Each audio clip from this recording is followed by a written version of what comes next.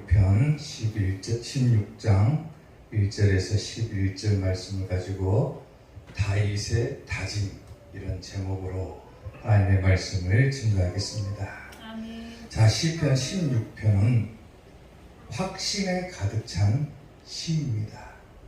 다윗이 무엇을 확신하면서 이 시편 16편을 지었냐면은 생명의 위협으로부터도 하나님께서 나를 보호하시고 지켜줄 것이다 라고 하는 확신을 가지고 지은 거예요. 아멘. 무수히 많은 위협과 환난과 심지어는 이 생명의 위협을 받는 상황 속에서도 다윗은 반드시 하나님께서 나를 지켜줄 것이야, 나를 반드시 보호해 주실 것이다, 아멘. 내가 어떤 어려움 속에 있더라도 하나님께서는 나를 구원해 주실 것이다 라고 하는 아멘. 확신을 가졌다라는 겁니다. 이러한 확신과 함께 다윗이 몇 가지 다짐을 하게 되는데, 오늘 그 다윗이 다짐한 내용이 오늘 본문에 드러나게 되죠. 자, 그러면 오늘 다윗이 한 다짐이 무엇이었는가? 자, 다윗의 다짐 첫째, 다른 신을 부르지 않겠다라고 합니다. 아멘. 오늘 본문 4절 말씀을 보면은 다른 신에게 예물을 드리는 자는 괴로움이 더할 것이라. 나는 그들이 드리는 피의 전제를 드리지 아니하며 내 입술로 그 이름도 부르지 아니하리로다. 그래요. 다윗이 다짐한 첫 번째 내용이 뭐냐면 나는 다른 신을 부르지 않겠다라는 거예요. 아멘. 쉽게 말하면은 우상 숭배를 하지 않겠다라고 다짐을 하는 거예요. 아멘. 내가 어떠한 어려움 속에 있어도 하나님께서 반드시 나를 보호하시고 지켜주시고 구원해 주실 것인데 내가 무엇 때문에 다른 신의 이름을 부를 필요가 있겠느냐라고 하는 거죠. 다시 말하면 나는 절대로 우상 숭배하지 않고 다른 신의 이름을 부르지도 않겠고 오직 하나님께만 나아가겠다라고 하는 거예요. 아멘. 이 다윗이 시를 지을 당시에 혼합주의자들이 성행했어요. 혼합주의자들은 뭐 하냐면은 하나님을 섬기는 척 하면서도 다른 신에게도 함께 예물을 드립니다. 그러니까 하나님도 믿고 다른 신도 믿고 그야말로 짬뽕으로 믿는 거예요. 하나님만 믿으면은 딱 하나님만 믿어야 되는데 하나님을 믿으면서도 다른 신에게도 예물을 드리고 다른 신에게도 뭔가를 바라는 거예요. 그게 혼합주의의 형태인 겁니다. 오늘 말씀을 보니까 다른 신에게 예물을 드리는 자는 뭐 한다고 합니까? 괴로움이 더할 것이라고 그래요. 나는 그들이 드리는 피의 전제를 드리지 않겠다라고 다짐을 하죠. 여기서 피의 전제라고 하는 것은 뭐냐면 이방 종교들이 행하는 종교 의식을 말하는 거예요. 그러니까 그들은 어떤 의식을 취하냐면 그들의 신에게 제물을 드리면서 뭘 하냐면 피를 마시는 의식을 갖는 거예요. 그러니까 다윗이 다짐한 내용이 뭐냐면 나는 그들이 드리는 피의 전제를 드리지도 않을 것이고 내 입술로 그 이름도 부르지 않겠다. 나는 절대로 다른 신의 이름을 부르지 않겠다. 오직 나는 하나님만 바라보겠다라고 합니다. 아멘. 아멘. 아멘. 하나님께서 왜 하나님만 바라보게 하시냐면 하나님께서는 우리가 다른 신을 보는 것을 절대로 허용할 수가 없기 때문이거든요. 아멘. 제10계명에서 1계명이 뭡니까? 다른 신을 절하지 말라는 거예요. 하나님께서는 그것들을 다 싫어하시고 우리가 다른 신에게 나아가는 것을 하나님 절대로 용납할 수가 없다고 하는 겁니다. 아멘. 출애굽기 34장 14절을 보면은 너는 다른 신에게 절하지 말아라. 다른 신에게 절하지 마라.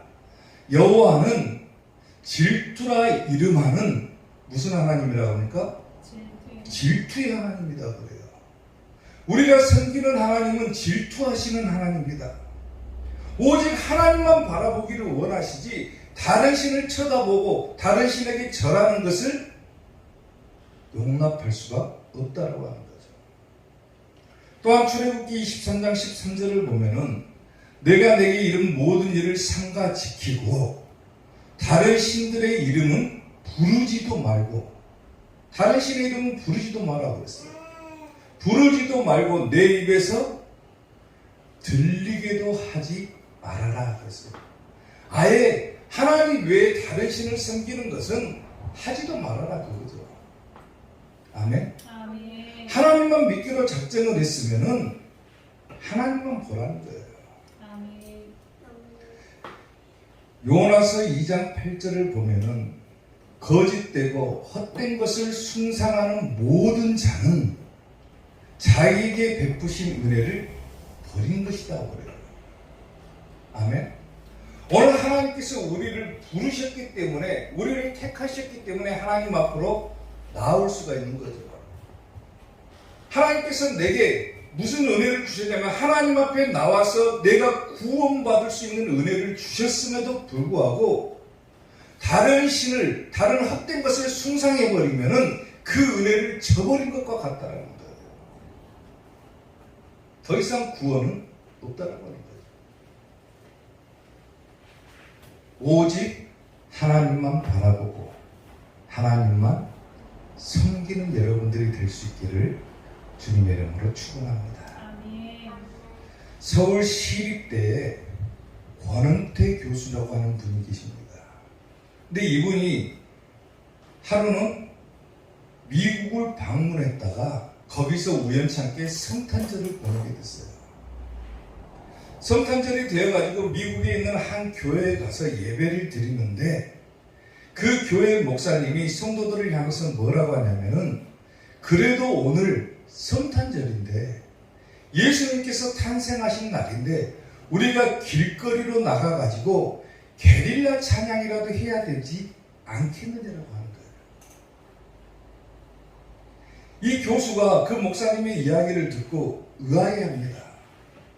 아니 그냥 성탄절이면은 예수님을 찬양하기로 했으면 그냥 길거리 나가가지고 찬양하면 되는데 왜 게릴라 찬양이라고 할까? 게릴라 찬양이 뭡니까? 이리 갔다가 누가 단속하면 또 저쪽으로 가서 찬양을 하는 거예요. 왜 그렇게 할까? 의아하게 생각을 했는데 그 이유를 알아보니까 미국에서는 길거리에서 하나님을 찬양하면 잡혀간다고 그래요. 왜 잡혀가냐면은 그 법이 근거가 되는데 그 법이 뭐냐면은 바로 차별금지법이라고 하는 겁니다. 우리나라에서도 이 법안이 발의가 됐죠. 이 법안이 발의가 돼가지고 거의 통과될 뻔한 직전까지 갔었어요. 법사위는 이미 통과해버렸고 국회에 올라가가지고 이 법안이 만약에 통과가 돼버리면 우리나라도 길거리 나가서 전도하고 길거리 나가서 찬양하고 하는 것이 전면적으로 금지가 돼버립니다. 그 법이 통과가 됩니다. 미국에서는 이미 이 법안이 통과가 돼가지고 주마다 다르기는 하는데 예수님을 찬양한다 길거리에서 잡혀가 버리는 거예요. 벌금 냅니다. 우리나라 경기도 고양시에서도 코로나가 발생하기 이전에 길거리 전도하던 성도들을 감시하는 감시 단체가 하나가 만들어졌어요. 일명 뭐냐면은 인권 감시단이라고 하는 단체가 만들어졌습니다. 이들은 인권 감시단이라고 하는 완장을 딱 차고 다니면서 길거리 전도하는 사람들을 방해하는 거예요. 방해하는 거예요. 기독교인들이 퀴어 축제, 그러니까 동성애 축제를 반대하려고 나간 그 집회에다가 이 인권 감시단이라고 하는 사람들이 뭘 하냐면 물을 뿌리고 방해를 하는 거예요. 차별금지법이 만약에 통과돼 버리면 더 이상 우리가 예수님만을 고집할 수 없는 그런 시대가 와버리는 거예요. 동성애도 인정을 해줘야 되고, 인권이라고 하는 이름 하에 하나님께서 철저하게 금지하고 있는 것들조차도 교회가 인정할 수밖에 없게 만들어 버리는 거예요. 만약에 그렇게 하지 않으면은 미국처럼 벌금 물거나 잡혀가 버리기 때문에. 하나님께서는 다른 신의 이름을 부르지도 말고 다른 신에게 절하지도 말고 나는 질투하는 하나님이기 때문에 오직 나만 바라보라라고 우리에게 말씀을 하셨죠. 그리고 다윗은 오늘 말씀을 통해서 다짐을 하는 거예요. 나는 절대로 다른 신에게 예배를 드리지도 않겠고 다른 신에게 예물을 드리지도 않겠고 오직 나는 하나님만 바라보겠습니다라고 다짐을 하는 거예요. 앞으로 우리가 어떤 상황을 맞게 될지 모르지만은 이제 시대가 악해져 가지고 가면 갈수록 우리가 하나님만을 바라보는 시대가 어려워질 수도 있는 거예요. 법의 근거에서. 그럴 때 우리가 다윗처럼 이 다짐을 우리에게 새기지 않는다라면 우리는 흔들릴 수밖에 없는 거예요. 흔들릴 수밖에. 법이 그렇게 정해놨는데 어떻게 우리가 법을 안 따르겠습니까? 라고 말해버립니다. 아무리 기독교인이라도 법을 지켜야 되지 않습니까? 그래버려요. 그런데 그 법보다도 우선시되는 것이 뭐냐면 하나님의 말씀입니다. 아멘. 아멘. 아멘. 하나님의 말씀이 위배되는 것이라면 아무리 법이라고 할지라도 우리는 다윗의 다짐처럼 나는 절대로 어떤 상황이 있어도 다른 신의 이름을 부르지 않겠다. 아멘. 심지어 내가 생명의 위협을 받는다고 할지라도 나는 오직 하나님만 바라보겠다. 아멘. 이 다짐이 여러분들이 하는 다짐이 될 수 있기를 주님의 이름으로 축원합니다. 아멘. 다윗의 다짐 두 번째, 하나님을 송축하겠다라고 다짐을 합니다. 아멘. 오늘 보면 7절 말씀을 보면은 나를 훈계하신 여호와를 송축할지라 밤마다 내 양심이 나를 교훈하도다 그래요. 다윗이 두 번째로 한 다짐은 뭐냐면은 하나님을 송축하겠다라고 다짐을 하는 거예요. 여기서 송축하다라고 하는 단어는 뭐냐면 무릎을 꿇다, 경배하다, 그리고 가장 가까운 뜻은 뭐냐면 찬양하다라고 한다는 겁니다. 그러니까 다시 말하면 나를 훈계하신 여호와를 송축하겠다. 이건 뭐냐면 나는 하나님을 찬송하겠다라고 다짐을 하는 거예요. 아멘. 아멘. 아멘. 우리가 일상에서 하나님을 얼마나 찬송하고 있습니까? 하나님을 찬송하는 것 자체가 힘든 시대죠. 일상으로 우리의 온몸을 다 들여서 하나님을 찬양해야 됨에도 불구하고 찬양하는 게 결코 쉬운 일이 아니라고 그럴 거예요. 아멘. 다윗이 나를 훈계하신 여호와를 내가 송축하겠다 다짐하고 밤마다 뭐가 나를 교훈한다고 합니까? 내 양심이 나를 교훈한다 그랬어요. 내가 과연 하나님을 찬양했는지 하나님을 찬양하지 않았는지 내가 하나님을 찬양한다라고 다짐만 해놓고 행여나 그것을 잊어버리고 살지는 않았는지 내 양심이 나를 교훈한다. 구약시대의 이 양심이라고 하는 것은 원래는 콩팥을 의미하는 거예요. 콩팥. 양심이라고 하는 것은 흔히 우리가 생각할 때 우리의 심장이라고 생각하지만은 히브리어 원뜻을 보게 되면 콩팥이라고 하는 뜻을 가지고 있어요. 그러니까 구약시대의 사람들은 인간의 콩팥에서 인간의 영혼, 그러니까 즉 내면적인 활동이 이루어진다고 보는 거예요. 모든 인간의 내면 세계는 저 양심에서 이루어진다. 인간의 콩팥에서부터 비롯된다라고 보는 거예요. 본래 뜻이 그런 거예요. 그러니까 내면적으로 봤을 때 자기가 속으로 되짚어 봤을 때 과연 내가 하나님을 찬송하겠다라고 다짐을 했는데 과연 내가 하나님을 찬송하고 있는지 그렇지 않은지 밤마다 내 양심이 나를 교훈하고 있다라고. 그러니까 하나님을 찬송하겠다라고. 아멘. 시편 22편 2절을 보게 되면 다윗의 찬양을 보면은 내 하나님이여 내가 낮에도 부르짖고 밤에도 잠잠하지 않겠다라고 그러죠. 낮이건 밤이건 하나님만 바라보고 사는 거예요. 다윗은 아멘. 하나님만 찬양하고 사는 거예요. 우리의 모든 일생에 오늘 이 본문에 나오는 다윗의 찬양처럼 낮이건 밤이건 간에 하나님을 바라보고 하나님을 찬양하는 일생이 되어야 되는데, 과연 내가 살아가는 일생이 과연 하나님만을 바라보고 사는 인생인지를 한번 되돌아봐야 된다는 거죠. 시편 42편 8절을 보게 되면은 낮에는 여호와께서 그의 인자하심을 베푸시고 밤에는 그의 찬송이 누구에게 있다고 합니까?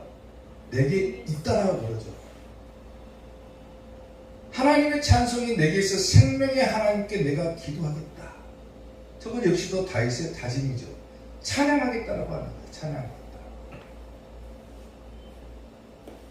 하나님이 우리를 지으신 목적은 성경에 나오는 것은 한 가지죠. 하나님이 왜 우리를 만드셨을까? 하나님이 도대체 왜 인간을 창조하셨을까? 그 목적은 한 가지예요. 이사야 43장 21절을 보게 되면은 이 백성은 내가 나를 위하여 지었나니 뭐하게 하기 위해서 지었다고 합니까? 나를 찬송하게 하려 함이라. 아멘. 다시 말하면 하나님께서 인간을 창조하신 목적은 뭐냐면은 하나님을 찬송하게 하기 위해서 인간을 만드셨다라는 거예요. 아멘. 근데 인간은 본래의 그 본연의 인물을 잊어버리고 하나님을 찬송하기는커녕 다른 신의 이름을 부르기도 하고 하나님 밖에서 살아가기도 하고 자기 인생, 자기 뜻대로 살아가는 경우가 허다하죠. 하나님께서 왜 나를 지으셨을까 하는 그 목적을 잊어버리고 살아가는 거예요. 시편을 통한 매일 묵상집이라고 하는 책이 한 가지가 있어요. 그 책의 내용을 보면 한 가지 이야기가 들어있는데, 어떤 이야기가 들어있냐면 사이가 좋지 않은 부부의 이야기가 들어있습니다. 이들은 결혼을 하고 매일같이 남편과 아내가 치고받고 싸우는 거예요. 서로 사랑해서 결혼을 했는데 막상 결혼하고 보니까 뭐가 안 맞는지 날마다 치고받고 싸우는 거예요. 그래서 우리가 이렇게 살면 안 되겠다. 어떻게 하든지 간에 이 문제는 반드시 해결하고 넘어가야 되겠다. 그래서 이 문제를 해결하기 위해서 상담소에 가가지고 상담도 받아보고 또 같이 여행도 가보고, 그래도 안 되니까 최후의 수단으로 같이 수면제 복용하고 같이 죽자. 그것까지도 다 해봤다는 거예요. 그런데도 나아질 기미가 보이질 않는 거예요. 그리고 마지막 순간에 선택한 한 가지 방법이 있었습니다. 그게 뭐냐면은 우리 부부가 다른 것 다 해봐도 도저히 관계가 좋아질 기미가 보이지 않았는데 마지막 방법으로 같이 하나님을 한번 찬송하는 거 해보자. 그리고 부부가 함께 예수님께 모든 것을 다 맡기고 날마다 찬송하기 시작합니다. 찬송을 하기 시작하는데 갑자기 애틋한 마음이 막 올라오더니 다시 사랑의 감정이 싹 트는 거예요. 그래서 부부가 그 문제가 해결이 됐다라는 거예요. 사람들이 이 이야기를 들어보면 참으로 허무맹랑하다고 생각할 수도 있어요. 아니, 고민도 받아보고 여행도 같이 가보고 오죽했으면 죽을 각오까지 다 했는데, 아니 어떻게 하나님을 찬송한다고 그 문제가 해결될 수 있을까? 어떤 사람들이 들어보면 정말로 이 이야기는 허무맹랑한 얘기에 불과해요.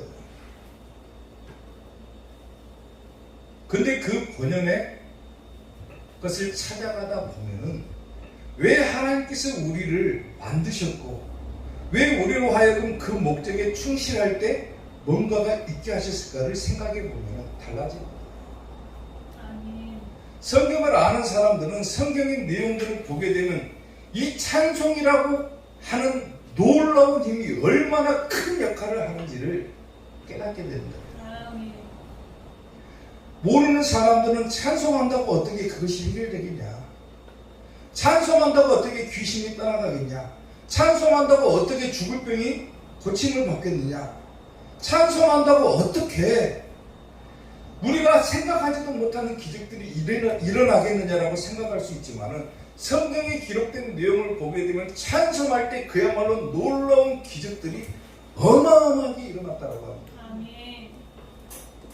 바울과 실라가 매를 맞고 감옥에 갇혀 있을 때 하나님을 찬송했더니 감옥 안에서 감옥의 문이 열어지는 체험을 하는 거예요. 기적이 열어지는 거예요.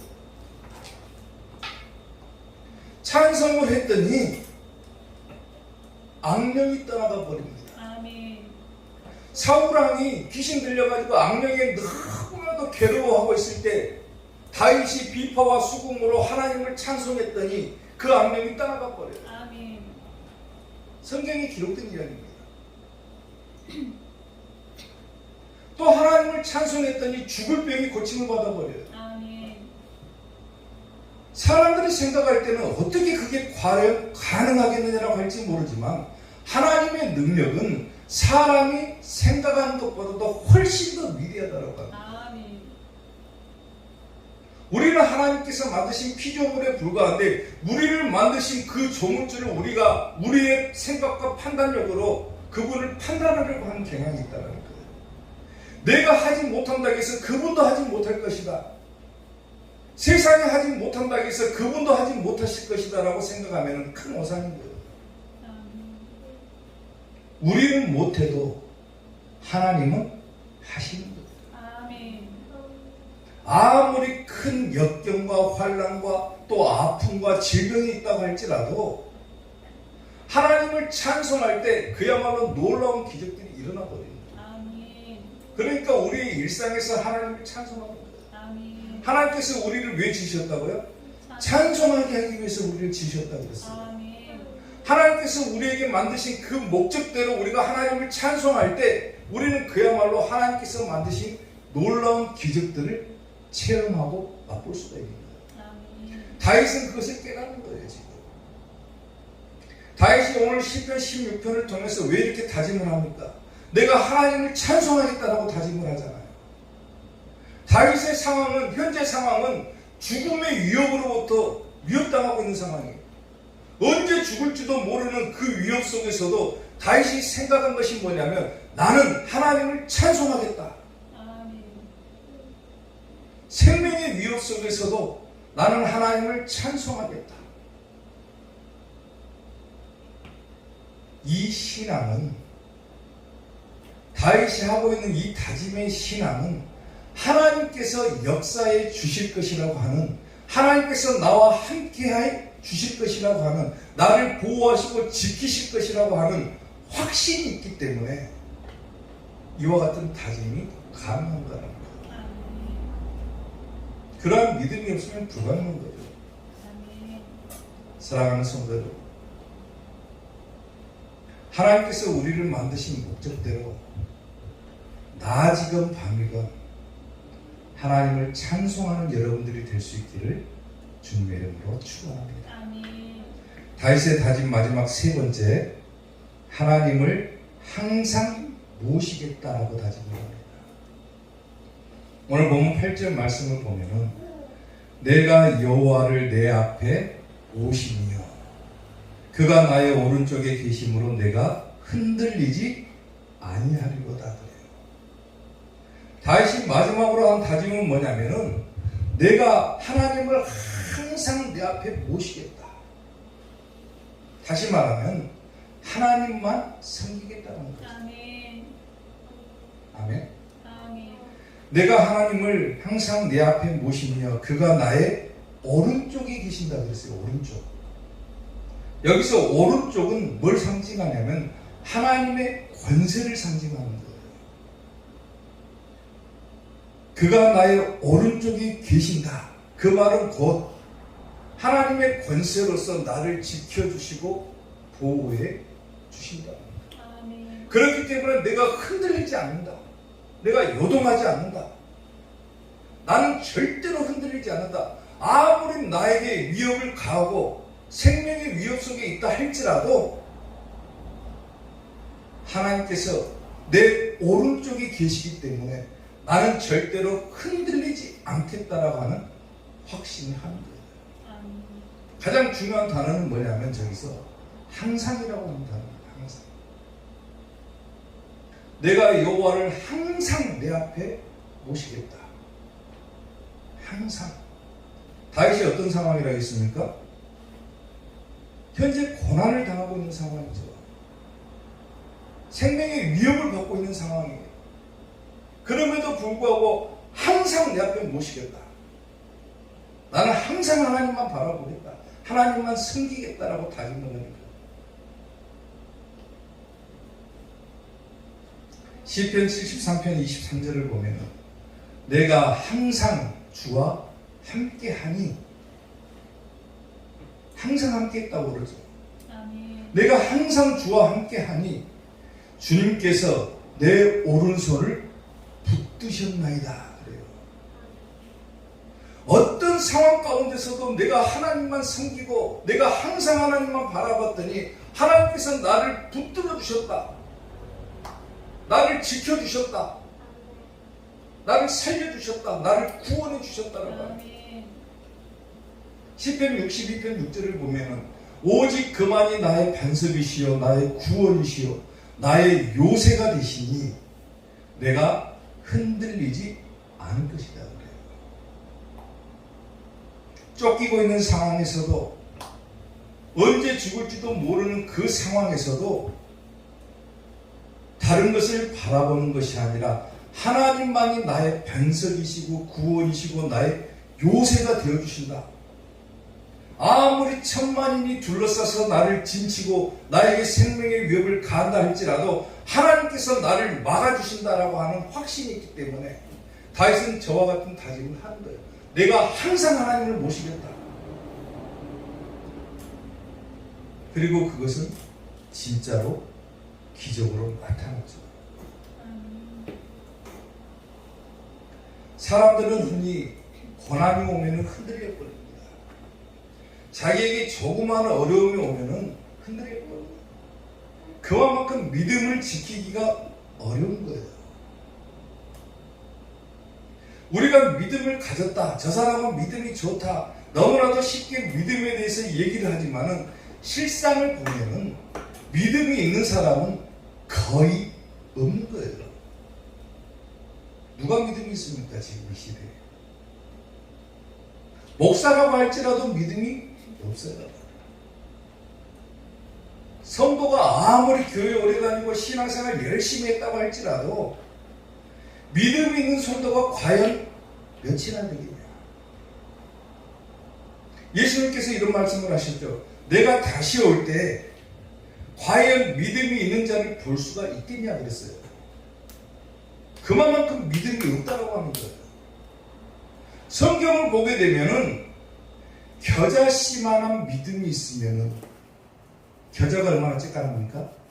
겨자씨가 겨자씨만한 믿음만 있으면은 이 산을 들어서 저리로 옮길 것이라고 그랬어요. 아멘. 그렇게 할 수 있는 사람이 있습니까? 거짓말이죠, 그런 거. 믿음이 없다는 거예요. 그렇게 믿음이 어려운 거라는 거예요. 시대가 가면 갈수록 이 믿음, 이것을 지키기가 어려운 거예요. 어떤 청년이요, 목사님에게 한 가지 선포를 했답니다.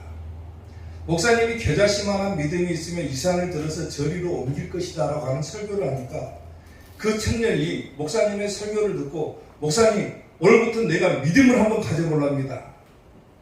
우리 집 앞에 산이 하나가 있는데 너무나도 그것이 보기가 싫으니까 내가 믿음을 가지고 그 믿음으로 이 산을 갖다가 쟤를 한번 옮겨보랍니다. 그리고 작정을 하고 기도했더라고요. 목사님이 본인이 그렇게 설교를 하기는 했지만은 속으로 걱정이 태산인 거예요. 과연 저는 될까? 일주일이 지나도 아무런 기미가 보이지 않아. 산이 들어져 가지고 어떻게 저리로 옮겨질까? 아무런 기미가 보이지 않는 거예요. 그런데 그 청년은 일주일째 교회에 나와가지고 밤을 새워서 기도를 하는 거예요. 목사님 걱정이 이만저만이 아닙니다. 행여나 저러다 잘못되면 어쩔까? 실망하면 어쩔까? 일주일이 가고 2주일이 가고 3주일이 가도 아무리 봐도 산이 옮겨질 만한 기미가 보이지 않는 거예요.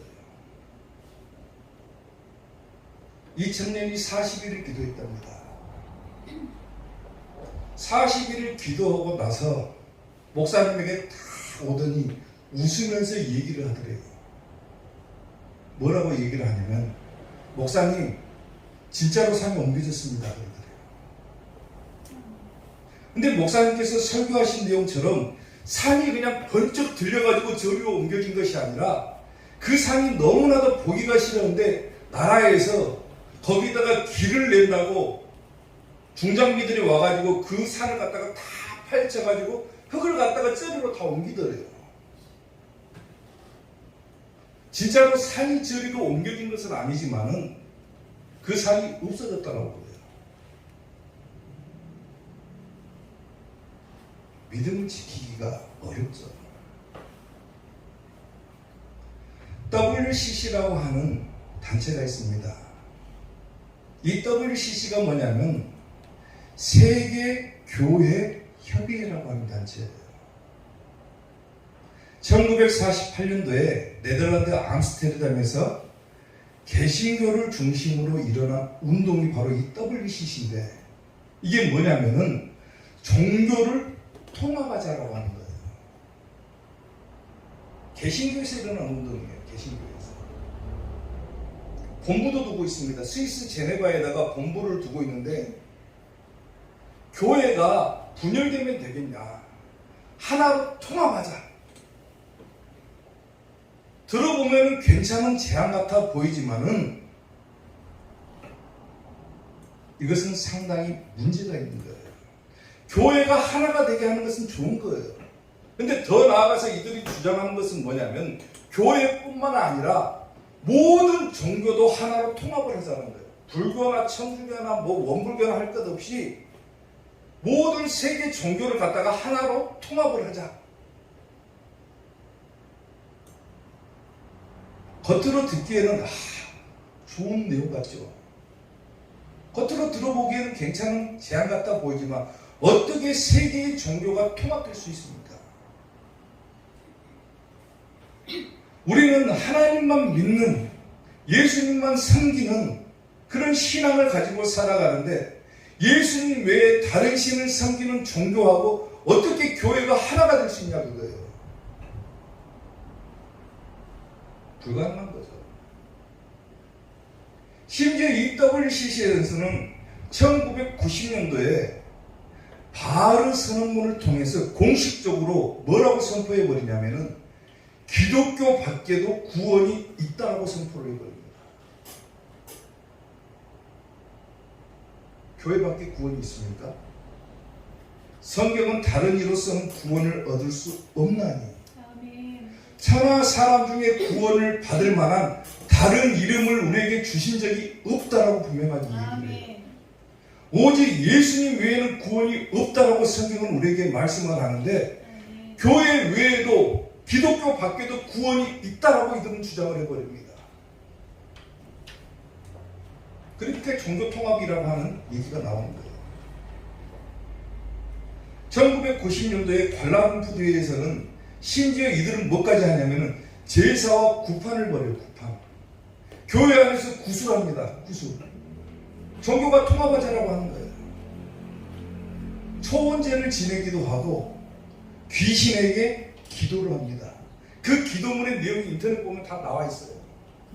너무 길어가지고 제가 읽어드릴 수는 없지만은 귀신에게 기도를 합니다. 그게 세계 교회 협의회라고 하는 단체예요. 일부 기독교 목사들이 그 단체를 따라갑니다. 그 단체 단체는 동성애를 인정을 합니다. 만국 친교 동성애 교회라고 하는 단체를 만들었어요. 교회를 만든 거죠. 만국 친교 동성애 교회. 전 세계 19개 나라에 무려 300개의 지교회를 가지고 있습니다. 그리고 4만 명 이상의 성도를 보유하고 있어요. 우리나라에도 있습니다. 우리나라에도 있어요. 동성애자가 교회 목사가 되고 인권을 존중한다는 의미로 동성애자도 성도로 인정을 해주자는 거예요. 동성애자들을 교회에서도 인정하라는 거예요. 성경에서는 뭐라고 합니까? 동성애자는 절대로 용납할 수 없다고 그래요. 하나님께서는 동성애자들을 이미 다 처단하신 거예요. 처단. 불과 유황불로 처단하신다고 했어요. 소돔과 고모라를 보면 알잖아요. 소돔과 고모라에 하나님께서 심판하신데 이 소돔이라고 하는 뜻이 뭐냐면 동성애라고 하는 뜻이에요. 얼마나 어처구니가 없는지 퀴어 신앙을 만듭니다. 퀴어가 뭐냐면 동성애라는 뜻이죠. 동성애 신학을 만들어요. 하나님을 섬기는 하나님 신학이 있는 것이 아니라 동성애 신학을 만들어 가지고 교회에서도 이것들을 인정을 해라.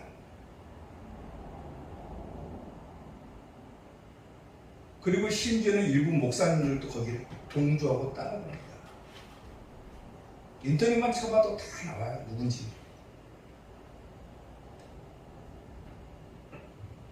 시대가 가면 갈수록 악해져 가고 시대가 가면 갈수록 성도들을 교묘한 말로 미혹을 합니다. 서로 하나가 되자는데 뭐가 잘못된 것이냐? 서로 화합하자는데 싸우지 말고 다른 종교하고 싸우지 말고 하나가 돼서 서로 평화를 유지하자는데 뭐가 나쁜 거냐 그래요. 근데 하나님만을 섬기는 우리들에게 있어서만큼은 그것은 굉장히 나쁜 거라는 거예요. 왜? 예수님 외에는 구원이 없기 때문에 그래요. 아멘. 성경은 절대로 예수님 외에 구원이 있다고 말하지 않습니다. 예수님밖에 구원이 없다고 그래요. 예수님께서도 내가 곧 길이요 진리요 생명이라고 말씀하셨듯이 예수님밖에는 구원이 없는 거예요. 아멘. 그런데 그 믿음을 지키기가 너무 어려운 시대를 살아가다 보니까 성도들이 미혹당하고 심지어는 목사들도 미혹당해가지고 그렇게 따라가 버리는 거예요. 동성애자들만 모아놓고 예배를 드리는 교회가 있을 정도예요. 지금 심각합니다. 아까 말했듯이 차별금지법이 통과돼 버리면은 무조건 다 수용해야 되는 거예요. 이것을.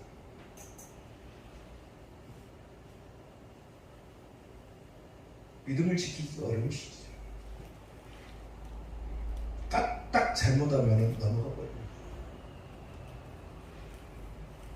하나님의 말씀에 바르게 서지 못하고 오늘 다윗처럼 확고한 신앙과 내 결단이 없다라면, 즉 다짐이 없다라면 하나님만을 섬기겠다라고 하는 이 자체가 굉장히 어려울 수밖에 없는 거예요.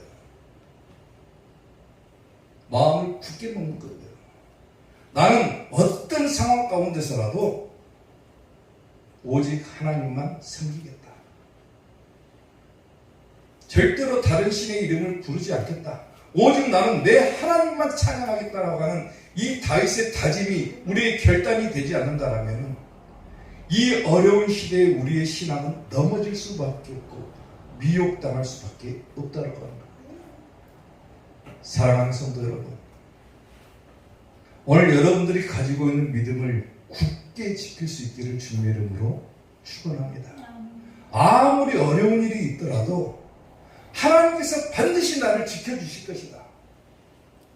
하나님께서 나를 보호하시고 반드시 나를 구원하시고 반드시 나를 천국 가게 해주실 것이다라고 하는 확신을 가지시고 아멘. 절대로 여러분들이 가진 소망과 믿음이 흔들리지 않고 끝까지 예수님만 바라보는 이사교의 성도들이 될 수 있기를 주님의 이름으로 축원합니다.